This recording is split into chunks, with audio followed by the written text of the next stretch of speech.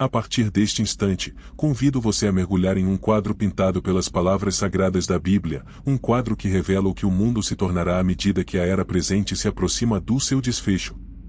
Como profetizado em várias passagens, nos é apresentada uma visão do futuro, mas preste atenção, pois a mensagem é clara.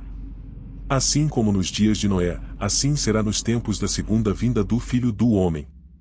As pessoas naquela época continuavam com suas rotinas cotidianas, comiam, bebiam, casavam e eram dadas em casamento. Parecia que suas mentes estavam imersas na modernidade, alheias à presença divina. Era um mundo indiferente a Deus, até aquele dia em que Noé entrou na arca e o dilúvio veio destruindo tudo. Semelhantemente, nos dias de Ló, o cenário era o mesmo: de comer, beber, comprar, vender, plantar e construir. Os negócios prosseguiam como de costume, sem reflexão sobre seus pecados. Mas, no exato dia em que Ló deixou Sodoma, do céu caiu fogo e enxofre, destruindo a cidade. A mensagem é clara: no dia da revelação do Filho do Homem seguirá esse padrão. Nesse dia, quem estiver no telhado de sua casa com seus pertences dentro dela não deve descer para pegá-los. Da mesma forma, quem estiver no campo não deve olhar para trás, lembrando o destino da esposa de Ló quando ela fez isso. Aquele que busca salvar sua vida acabará perdendo-a pela morte. Mas quem a perder neste mundo escapará das consequências do pecado e da separação de Deus. Eis o alerta: e na noite em que o Messias retornar, 2 estarão deitados numa cama, um será levado em julgamento enquanto um crente permanecerá. 2 mulheres estarão moendo juntas, a não crente será levada e a crente permanecerá. 2 homens estarão no campo, um será levado e o outro ficará. Quando lhe perguntaram onde isso aconteceria, ele respondeu: onde estiver o cadáver, ali se ajuntarão os abutres. Essa mensagem é clara como as águas do dilúvio e ardente como o fogo do céu. A lição de Noé e Ló nos lembra que a vida cotidiana não pode obscurecer a realidade da eternidade iminente. É hora de prosseguirmos nesta jornada, mergulhando mais fundo na essência das palavras, assim como nas histórias do dilúvio e da punição de Sodoma e Gomorra. Jesus nos alertou que, quando ele retornar, haverá uma sensação de normalidade. No entanto, ele não prometeu que tudo estaria bem ou que não haveria problemas. Olhamos para os tempos anteriores ao dilúvio e ao julgamento de Sodoma e Gomorra, as condições eram terríveis. A maldade era aceita como normal e rotineira. A palavra traduzida como revelado é apocalíptico, da qual derivamos nossa palavra moderna, o apocalipse. No entanto, a antiga palavra grega traz consigo a ideia de revelar ou desvelar. Quando o dilúvio de Noé chegou, pode-se imaginar pessoas tentando proteger seus pertences, enquanto elas mesmas pareciam em vão. Da mesma forma, se alguém estiver preparado para a segunda vinda de Jesus, não se preocupará com as coisas materiais deixadas para trás. O foco do coração não deve estar no que está na casa, mas no que está no céu. É lembrado a todos: e não olhem para trás, como a esposa de Ló. Ela desobedeceu a Deus e olhou para trás para Sodoma, provavelmente com arrependimento e talvez com apego. A esposa de Ló foi transformada em uma estátua de sal enquanto ela e sua família escapavam do castigo. Jesus aqui alertou seus seguidores para não olharem para o mundo perecível prestes a ser julgado, mas para fixarem seus olhos na libertação que Deus lhes oferece. A esposa de Ló, uma mulher sem nome mencionada poucas vezes na Bíblia, teve um fim prematuro devido à sua desobediência à palavra do Senhor.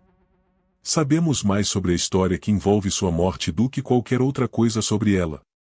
A esposa de Ló teve todas as oportunidades de viver, embora não tenhamos seu nome, podemos fazer certas suposições sobre ela. Ela estava familiarizada com o Deus a quem Noé servia e tinha Abraão como tio, de quem poderia ter aprendido muito. Ela teve a bênção de ter os anjos de Deus em sua casa, eles a conduziram para fora de Sodoma. Mas de que adiantou tudo isso? No final, toda a graça de Deus foi desperdiçada nela. Aqui encontramos lições cruciais. Primeiro, é possível estar perdido para sempre mesmo sendo religioso e tendo todas as oportunidades para fazer o que é certo. Você pode vir de uma família piedosa, ter muitas vantagens espirituais e ainda assim estar perdido. Segundo, você pode deixar o mundo para trás e começar algo novo, mas se seu coração não estiver alinhado com a vontade de Deus, não importará onde você esteja ou o que tenha feito, e eventualmente, se perderá se voltar atrás. Você é responsável por suas próprias crenças. Olhar para trás foi desobediência, porque Deus havia claramente instruído a esposa de Ló a não olhar para trás, mas seguir para as montanhas e não retornar. Não houve tempo concedido para ouvir todas as desculpas ou razões dela para desobedecer. É por isso que lutamos com as lições de Ananias e Safira, elas expõem a justiça pelo que é e revelam a posição de Deus quanto à desobediência. Olhar para trás pode ter revelado seu verdadeiro apego a Sodoma, ela estava demonstrando um amor pelo que estava deixando para trás. Seu corpo estava saindo, mas seu coração ainda estava em Sodoma. Sabia que a amizade com o mundo é inimizade contra Deus, Tiago capítulo 4 versículo 4. Este é um chamado para reflexão, uma exortação para examinar nossos próprios corações. Jesus falou sobre as características daqueles dias finais, e uma delas é a falta de discernimento espiritual. As pessoas estarão ocupadas demais com os assuntos desta vida para perceberem o que está acontecendo espiritualmente.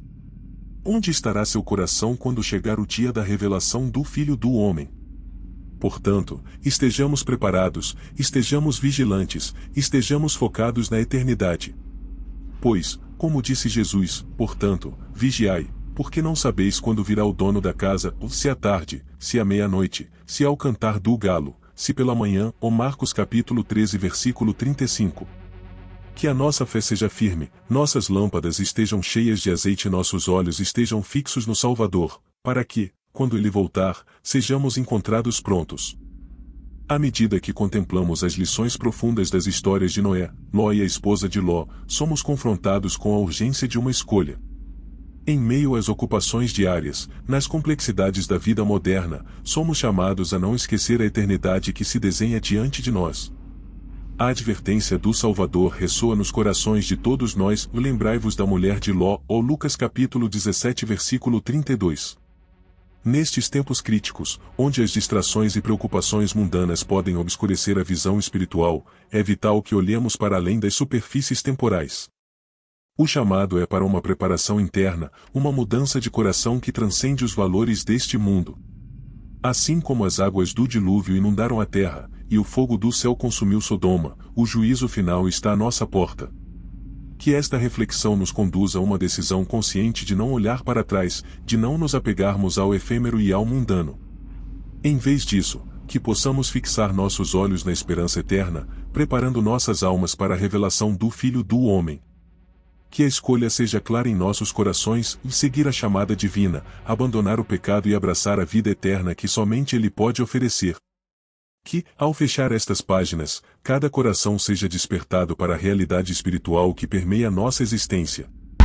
Pois, no fim, a decisão não é apenas sobre onde estar, mas sobre quem ser. Que possamos, como sábios construtores, alicerçar nossas vidas na rocha inabalável da fé, preparados para a revelação que moldará a eternidade que nos aguarda. Que a mensagem ressoe não apenas nos ouvidos, mas nas almas de todos que a encontrarem, vigiai, pois não sabeis quando virá o dono da casa, ou Marcos capítulo 13 versículo 35.